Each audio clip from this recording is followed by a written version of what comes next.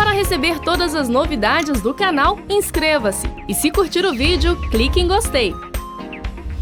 Aproveite para acompanhar a Rede Super nas redes sociais. E agora, gente, papo de mulher totalmente pra gente. A mulher recebe a notícia que tá grávida. Você recebeu agora, essa semana, esse mês.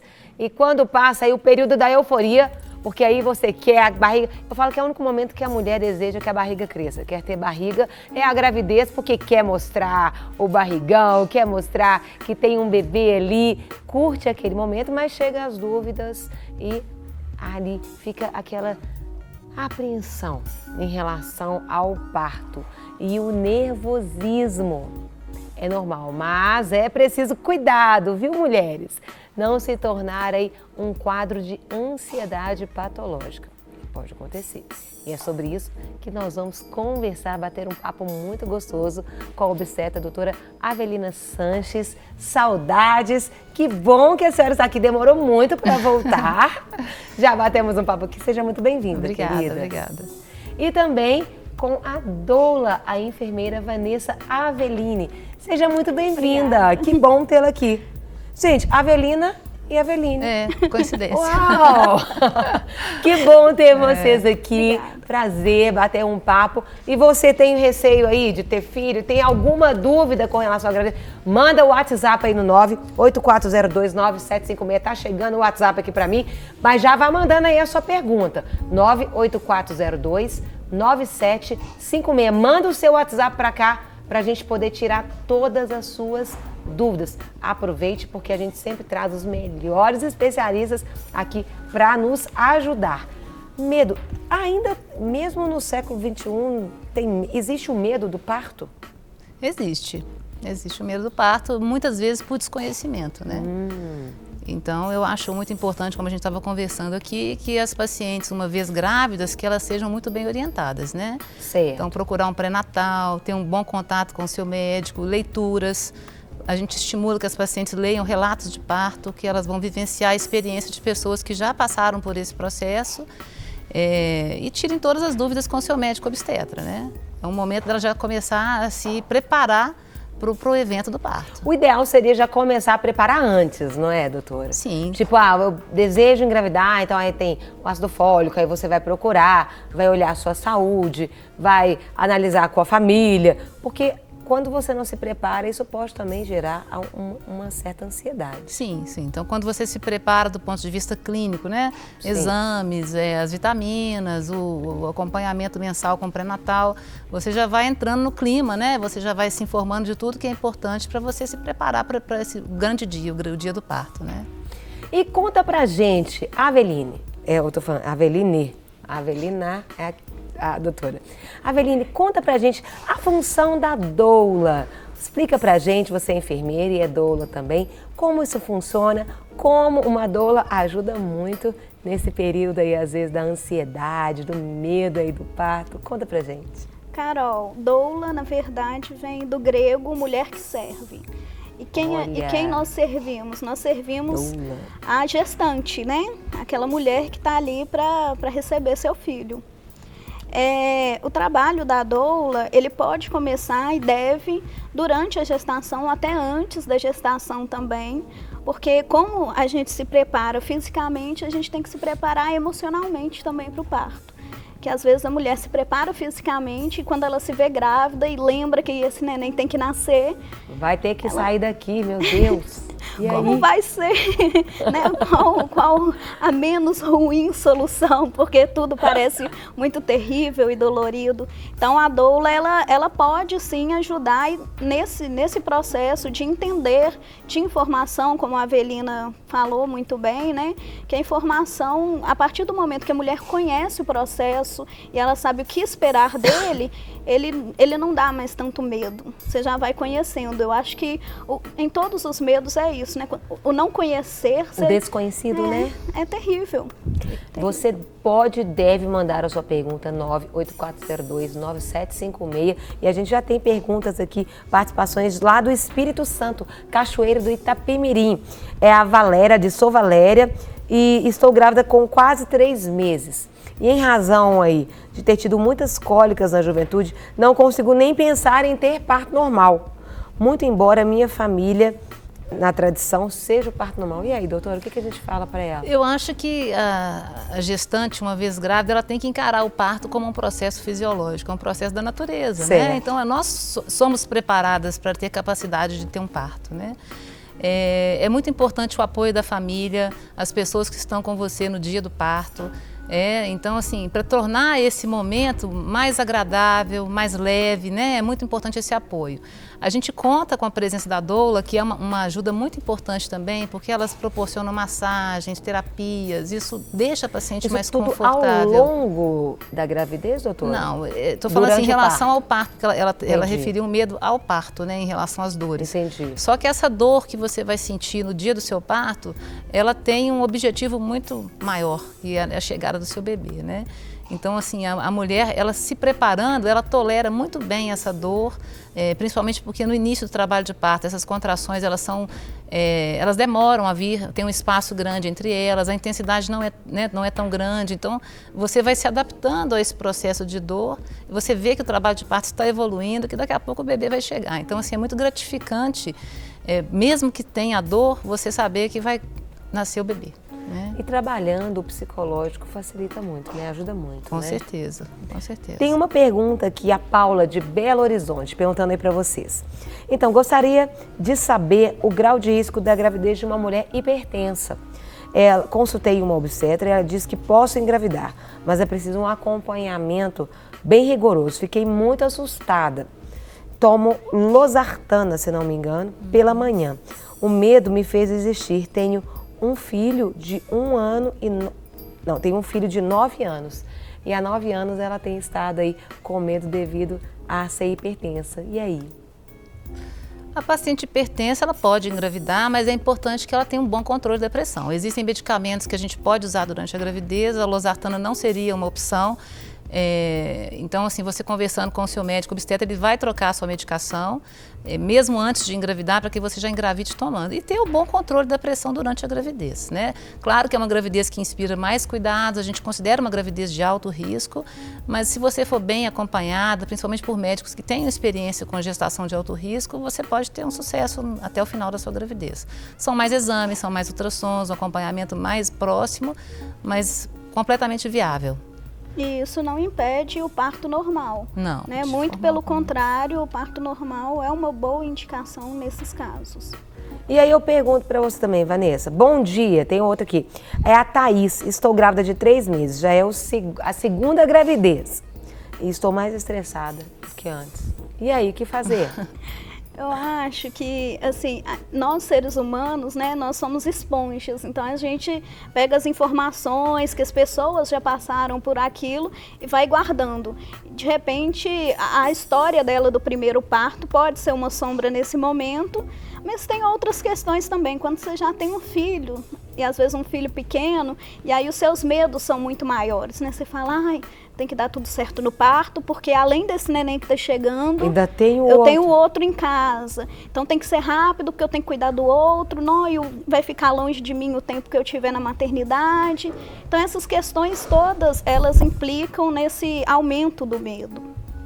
Eu estou observando aqui, pessoal, eu estou tremendo aqui, porque tá chegando pergunta mesmo. E aproveitem e tirem mesmo as suas dúvidas.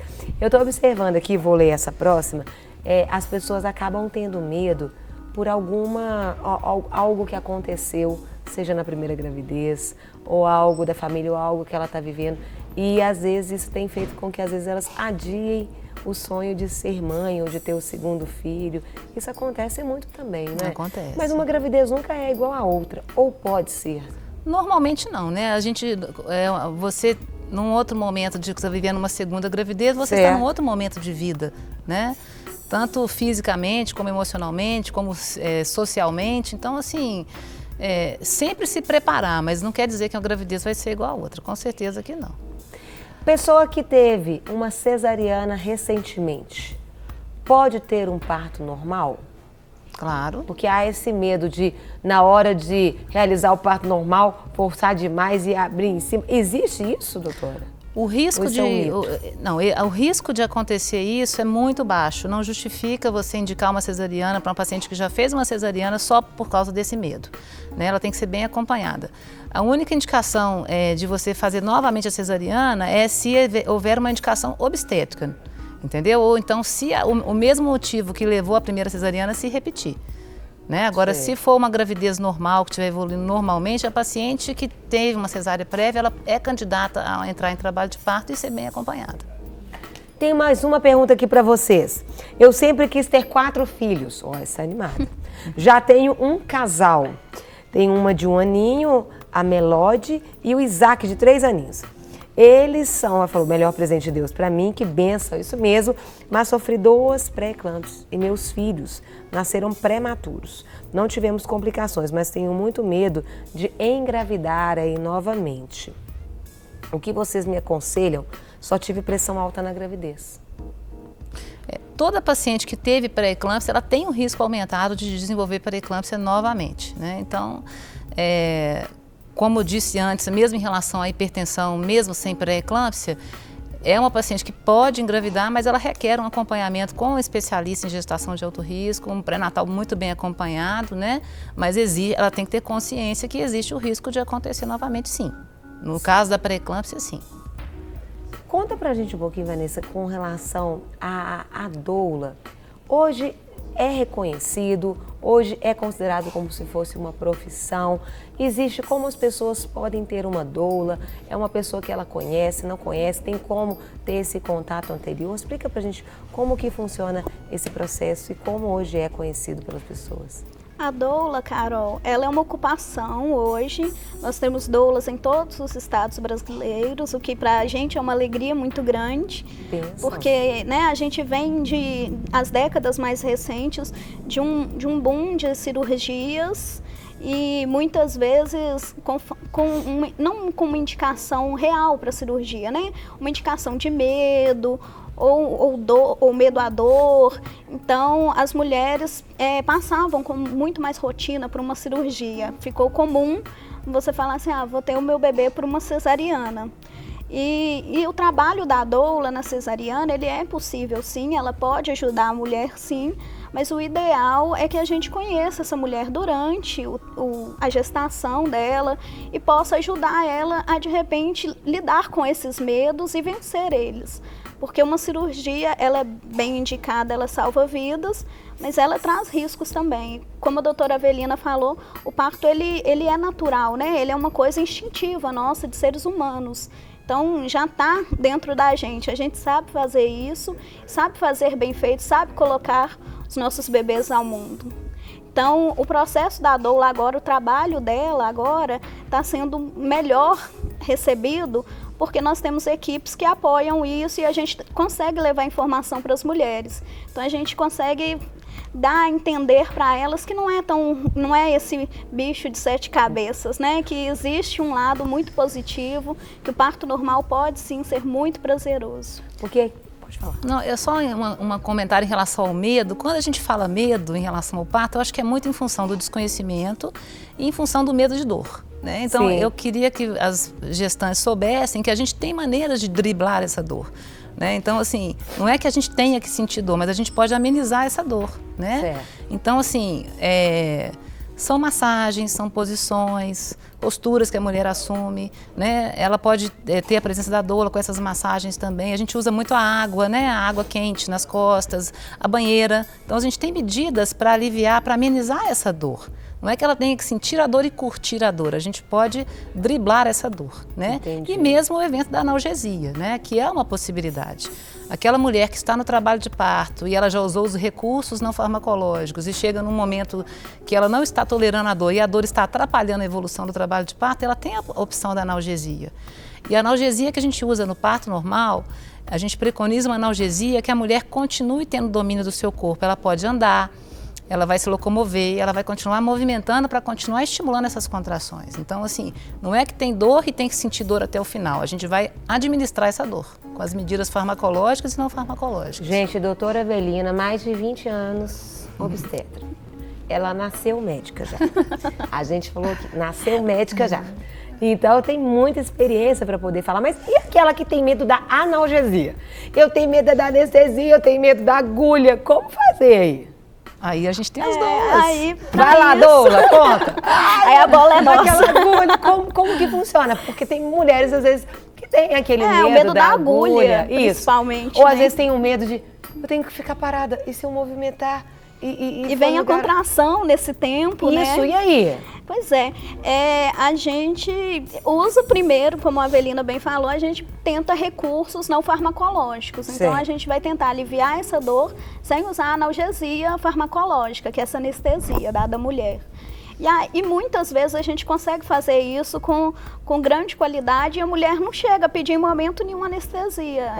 Ela lida bem com aquela dor com que a gente proporciona a ela. É uma superação, né? É uma superação.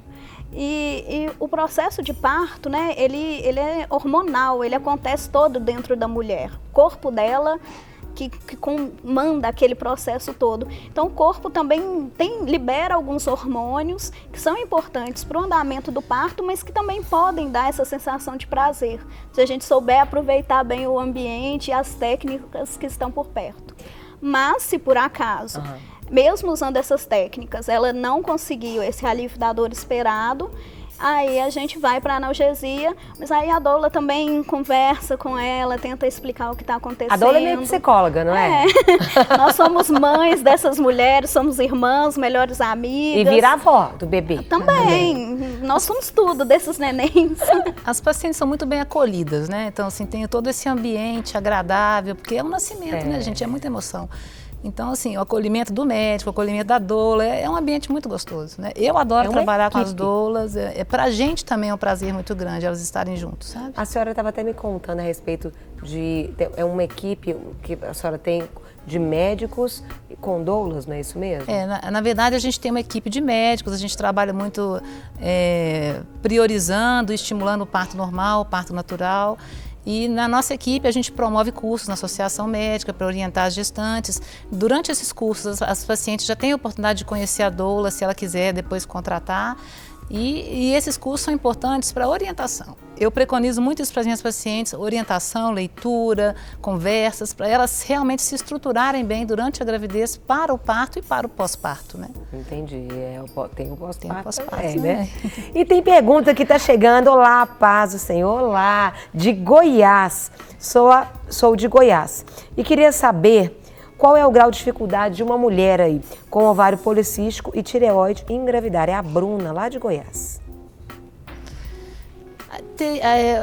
A paciente com ovário policístico, ela pode ter um quadro de anovulação e às vezes, eventualmente, precisa estimular a ovulação para que ela consiga engravidar. Não necessariamente, mas muitas vezes sim. E a paciente com problema de tireoide, ela tem que ter um bom controle da tireoide antes de engravidar. Então, assim, é um controle com endocrinologista, exames, TSH, ver se está tudo bem, né? E normalmente a mulher que tem hipotireoidismo, quando ela engravida, ela precisa aumentar a dose do medicamento. Então, como eu disse antes, segmento, né? Tudo é acompanhamento e tudo. Então, a mulher com ovário policístico, ela pode tentar engravidar espontaneamente, né? Num primeiro momento, tendo um bom controle da tireoide. Certo. Né? Assim que ela engravidar, fazer a avaliação do TSH e normalmente a gente aumenta a dose do hormônio tireoidiano. E se ela eventualmente não conseguir engravidar pelas vias normais, ela pode usar uma medicação indutora da ovulação. Né? Para a paciente com ovário policístico, às vezes ela precisa induzir a ovulação. Tem outra pergunta aqui da Raquel. Gostaria de saber se quem teve ali ruptura uterina, mas só descobriu na hora da cesariana, para engravidar de novo, ela pode engravidar de novo? Ela falou que não teve complicações durante o parto, a bebê nasceu bem, isso tem 2 meses. Durante a cesariana, às vezes acontece. Na hora que você abre o abdômen, você vê que o útero, na verdade, já estava se abrindo, né, no lugar que já foi cortado antes. Então, ali ele vai ser novamente suturado, vai ser feito, né, a gente vai com os fios cirúrgicos e tudo, e depois que cicatrizar, ela pode ter um outro filho, sim. Depois de um tempo, né, depois de 1 ano, ela pode engravidar normalmente. Aqui tem pessoal falando, elogiando as doulas, falando que são essenciais para um parto, que isso... Não, ela falou o seguinte, parabéns às Avelinas. As Avelinas. Uma boa médica e uma doula são essenciais para um parto. a equipe é maravilhosa. Aí eu estou até recebendo mensagens. Tem outra, em relação à pré-eclâmpsia. Qual é o tempo que a pressão pode continuar alta após o parto? É a Roberta de Bodoquena, Mato Grosso do Sul. O quadro de pré-eclâmpsia ele está relacionado à gestação. Então, uma vez que o bebê nasceu e a placenta foi expelida, o quadro de pré-eclâmpsia ele já entra num processo de remissão, né? Então, a pré-eclâmpsia está muito relacionada à gestação. Algumas pacientes, depois de um quadro de pré-eclâmpsia, às vezes elas permanecem hipertensas. Às vezes transitoriamente, no pós-parto, uma semana, um mês, e algumas pacientes elas tornam-se hipertensas após. Mas é uma proporção menor. A maioria resolvendo a gravidez, né, acontecendo o parto, o processo de pré-eclâmpsia está resolvido também. Tem aqui, como aquela mãe que tem medo de complicação com o bebê. Porque são tantos medos e tantos receios, mas tem aquela como lidar com o medo de ter uma complicação, ou enfim, ou já sabe que deu alguma alteração. Como permanecer tranquila nesse período? Carol, com o pré-natal feito com qualidade, nós conseguimos perceber a maioria, né? Os médicos conseguem perceber a maioria desses problemas. Então, a mulher já se prepara durante a gestação, quase sempre ela já conhece, sabe o que esperar daquele neném que está vindo, e aí a gente trabalha junto com ela, a equipe multidisciplinar, né? O médico, a doula, entra o psicólogo também nesse processo para ajudar ela a lidar com isso. Agora, pode acontecer sim durante o parto, né? Na hora do parto, descobrir algo não esperado. Mas quando o processo ele é feito um pré-natal de qualidade, isso é muito raro acontecer. Mas quando acontece, a gente ajuda no que for possível, né? Entendi. Lembrando sempre de não ir com os nossos preconceitos, os nossos conceitos anteriores, e ouvir aquela mulher, aquele casal, qual a demanda dele, em que a gente pode ajudar. Muitas vezes dando um abraço solidário, né? É verdade. Em muitos casos, Fala mais isso do que é maravilhoso. palavras, né? Hoje em dia, as mulheres têm mais receio da cesárea, do parto normal, elas querem escolher. Como que acaba funcionando na prática, doutora? Eu acho que esse ano muita coisa aconteceu em relação à assistência obstétrica, né?